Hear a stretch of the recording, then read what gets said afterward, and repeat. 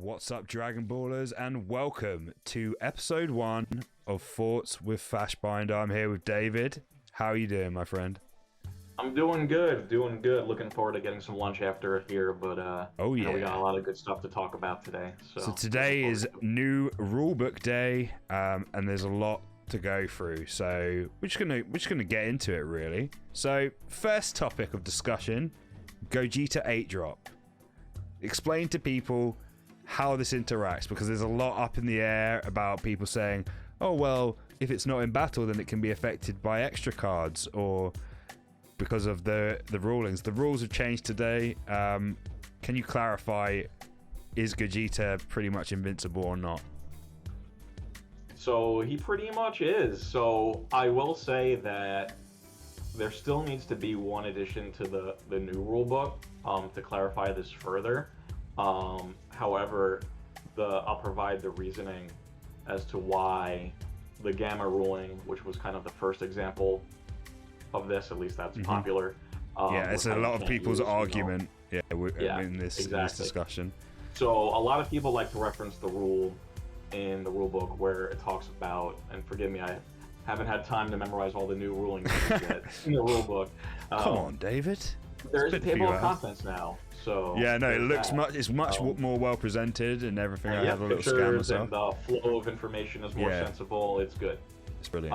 So there's a rule that cites that when a card is referring to a character trait or a character name, it's looking for a card in the leader or the battle area. So that has always been kind of well, that means that since, Gamma is looking for a trait and Gogeta is looking for a character, that means it's only cares about cards in those areas.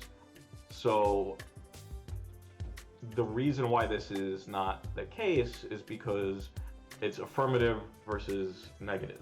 When something's looking for confirmation that, oh yes, it has this, we're looking for a Gogeta G card, yes, it's looking for something in the leader area or battle area. However, if it's looking for exclusionary and saying it can't be touched by anything except these, can't be anything except this, that expands to all areas.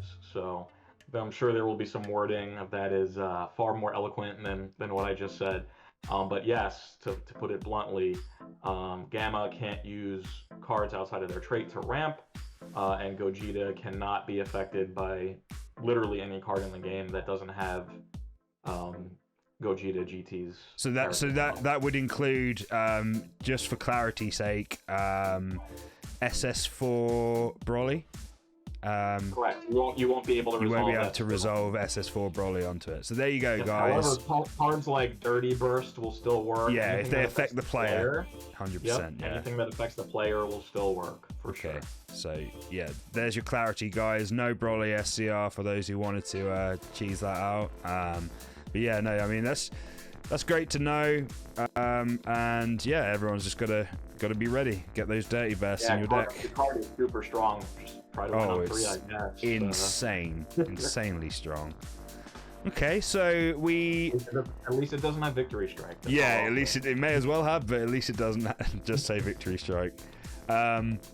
So yeah, yesterday we had a ban list, or lack thereof, this time, which is very interesting. I guess they're letting the cards do what they do naturally. But we did have one errata, which was the Bardock leader fix. Could you clarify on that a bit? Yeah, sure. So this was a simple typo. I know a lot of people thought it was a cool, creative idea, and I had hilarious arguments with my team captain about it. I think it might end up being a happy accident where maybe they'll go back and say, hey, this concept is cool, let's revisit it in a actual way of, intended way. Yeah, which isn't completely broken. Correct. But yeah, I mean, being able to heal technically up to 5 life, Yeah, I mean, it's just cycling your hand. Not only would that be super strong, but I mean, think about the ramifications on like a tournament. Oh yeah, the timing. Oh, it's almost time. Let me awaken and put 5 cards back in my life, or let me make this game stretch out by like 40%. Yeah, I mean, it is a yellow deck as well on top of that. So yeah, it obviously works like all the other cards do, where you go down a certain number of life, in your hand when you activate the awaken. skill with the alternative awaken condition. So very straightforward. I think it's more interesting that they chose not to take any action on other cards. You know, so I know that the community really wanted a few things here and there, but I think the fact that one, you didn't really see a huge rallying behind getting a certain card hit as you've seen in the past. Oh, really? You've seen a lot of discussion about certain cards, but I wouldn't say it's been as definitive where like every top player in the game is calling for it. Or I mean, I'm pretty sure there's some cards that are going to be annoying people in the coming weeks. As soon as these new cards get released, it's going to be for the new cards. Yeah. So I think it makes a lot of sense, especially we've got some regionals coming up, but you've got another product release in the anniversary box. And then you go into where you start having finals in all the different regions of the game.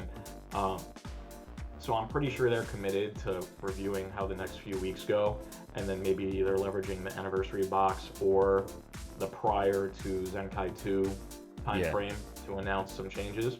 But I mean, I think it's really fun, right? I think that, especially for people that have been looking at previews and trying to come up with all these sort of ways to revive old stuff or look at new decks in a different light. Yeah, I mean, there's just, for me, there's a lot of cards that look a lot scarier with the new additions, just like, I don't know, Android 17 Turning the Tide looks pretty dangerous with that new Goku, you know?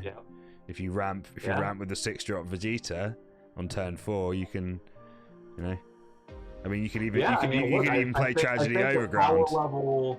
I think the power level across the board for the most part has gone up, right? So 100%. You know, I think yes, of course, there's always going to be like tier 1, tier 0 stuff, right? You know, I think the Gogeta deck is really at like the top of the heap just because of the raw power of those cards. Yellow and Gamma are still lurking from the current format. U7's still up there, honestly, as well. I'd say. So I think that yes, on surface, so many effects like just punch you in the face right now, right? Because of what they do compared to before. But we won't really know until we really start getting our hands dirty. And I'm sure there's lots of people that are going to be keen to test it. And that's the most exciting thing for me. Like, as someone who, as we discussed last time we spoke, I love casual decks. I always build something new for locals every week. Like, this is like kid in a candy store moment. I can't wait to get my hands on these cards. The Annie boxes are going to make it even more interesting as well. Oh my god! Opening the doors for lots of older leaders and stuff, isn't it? It's going to be great. And then that approach is going to be used throughout the lifespan of the Zenkai series. Oh, really? It's like sort of like reinvigorating older. Oh, wow, that's amazing. Well, you had it there, guys. Compared to just doing a reboot leader, which is what they did in the past, like adding Z leader still creates so many different lines of play, right? Because exactly. When you have a reboot leader, okay, well now you're playing that new leader, and you know that determines how you built the deck and what cards are in it. But the fact that you're still playing with the original leader, and then you could choose to Z Awaken at this time, or you go this route or this route. Like, it adds so much more. Like, that Vegito leader is amazing.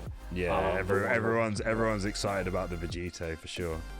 Well, I mean, it's like a deck that they've been trying to make work for forever, and I think they finally got there. Yeah, we literally have a guy. We literally have a guy at our locals that's been trying forever, and it's like a running joke almost that he tries. Made me glad that when I was trying to complete my SPR playset a while ago, I snatched up all 8 of the Vegito SPRs at a still a decent price, but you know, not whatever they're going for these days.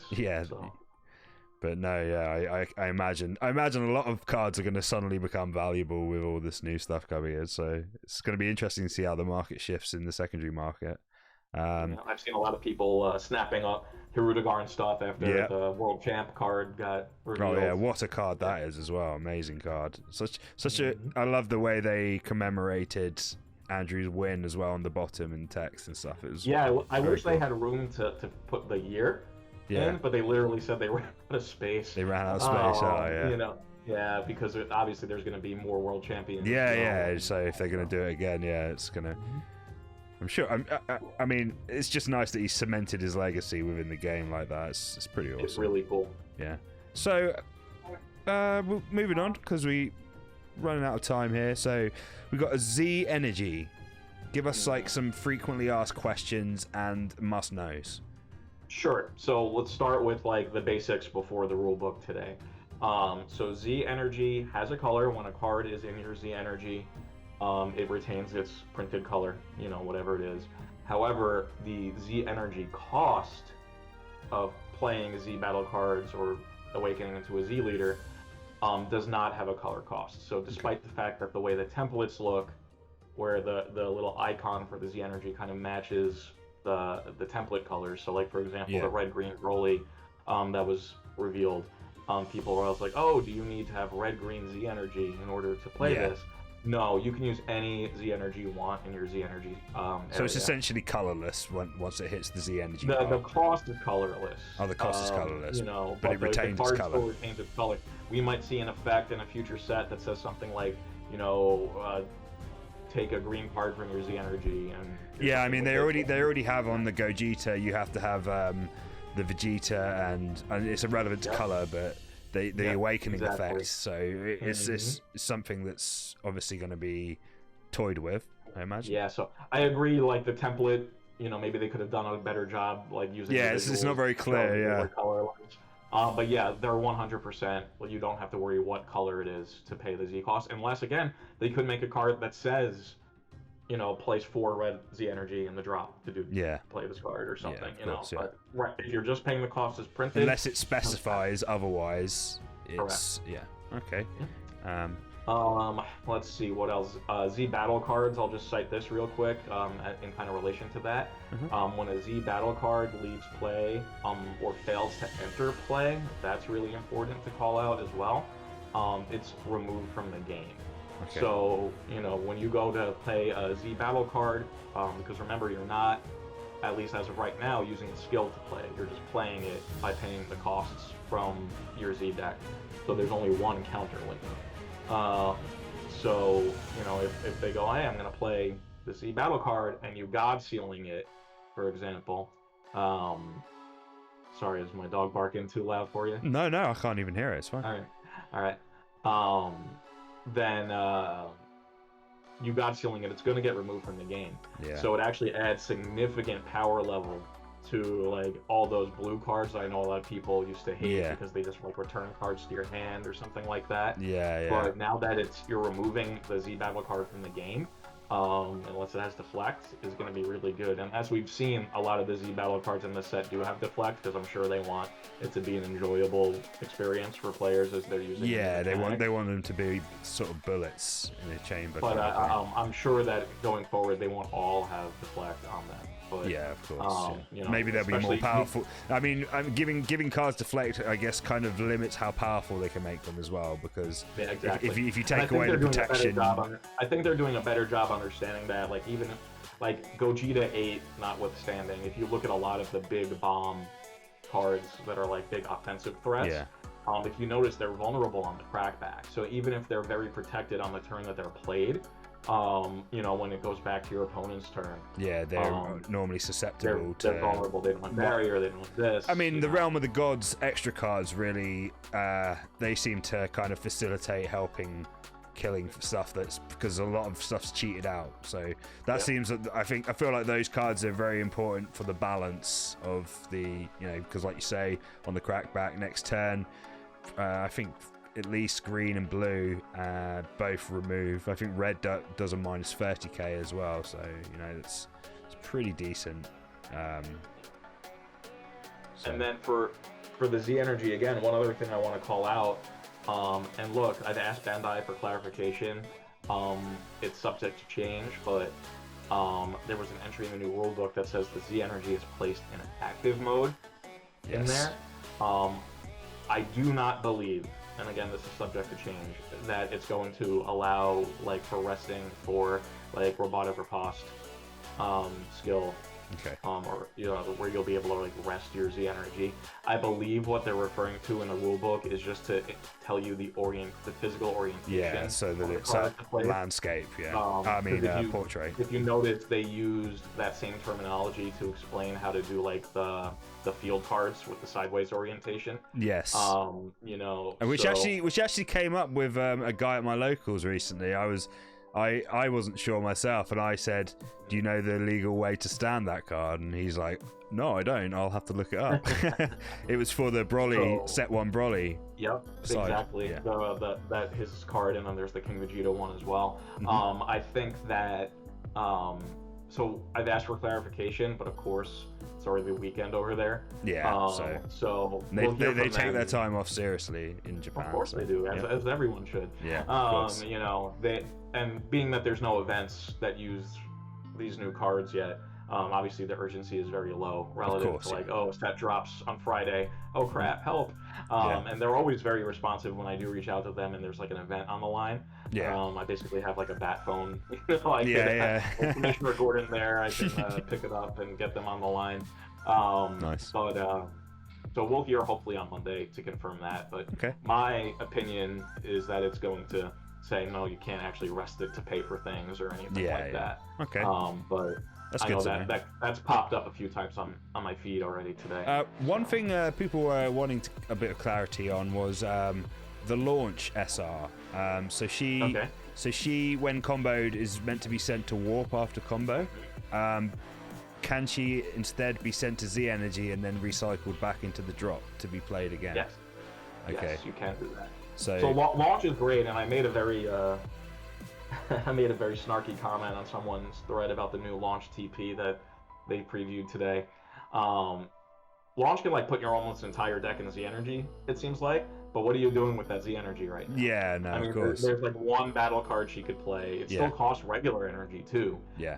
So it's not like you could just go infinite and play 5 copies of that or 4 copies of that Vegeta battle card. Yeah, I mean it's not that broken, but the way I see it is because you get 2 uses out of the launch, don't you? If you use it from hand and then you play it from drop. So if economy is awesome. There's no question. Yeah. You know, I mean, it's a great. It's just a great. I think it's just going to make launch very powerful. I don't think it's necessarily broken, but like if you use 2 and then you get the 4 flips, that's a lot of cards drawn, and then at that point you'll probably have the Z energy to play whatever you're going to play from the Z energy to then cycle it back. I mean, it just basically, if anything, just makes the deck more consistent, so you don't have to see all 4 launches. Yeah, I think that the deck is super consistent anyway. And again, this could be one of those things where like, hey, if down the line there's a way to really abuse it, then they'll take action against the card. But you know, there's really nothing, you know, prove me wrong out there, I guess. Yeah, but prove us wrong.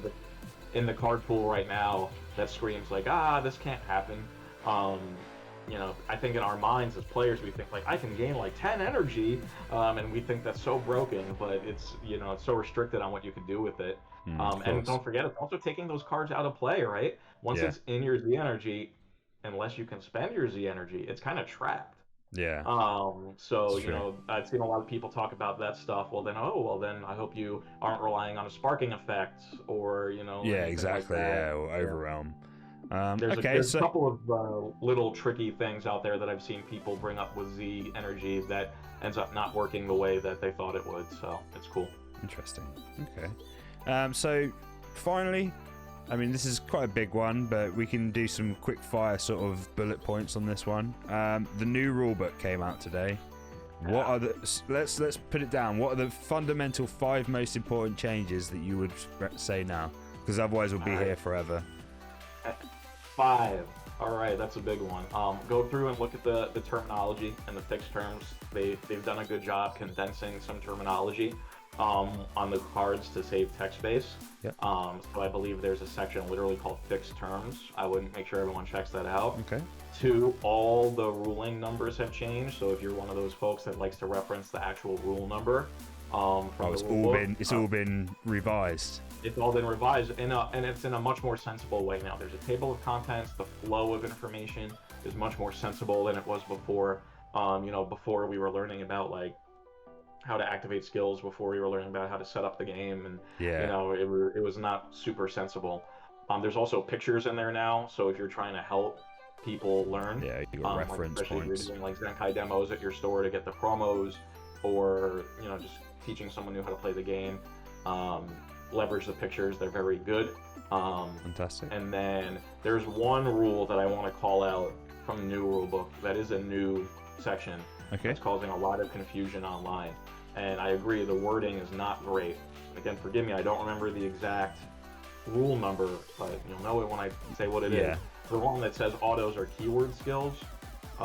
Okay, yeah, this has come up in discussion a lot today. It's not that they're not saying that autos are keyword skills. They're saying that keyword skills can be autos. It's the all the squares are all rectangles are squares, but all squares are rectangles or whatever. That in that sense, is so like for example, we've had tons of keyword skills that have been autos, right? Like blocker. Yeah, blocker's the most common one. Yeah. Activate main keyword skills. I mean, half of them are like all the union skills, successor, overwhelm. Those are all activate main skills. So that's not really changing. They're just making clarity about that they can be a skill could be a keyword skill and an auto at the same time. Yeah. But they're not saying that Black Mass Saiyan doesn't do anything and that like every card that negates non-keyword skills is so now. Black Mass Saiyan is just unaffected. It's the same. It's still any card played with an auto or activate main essentially. Exactly. That's not one of the keyword skills. So like, Union Absorb won't, proc back Black Mass Saiyan, but if it was a activate main or something like that, then it would. So the wording definitely needs to be cleaned up on that, and I've already asked them to revise it. But that was a big one for sure. And then doing Zemo's work over here, David, telling them to revise this stuff. All right, okay, yeah. So number 4.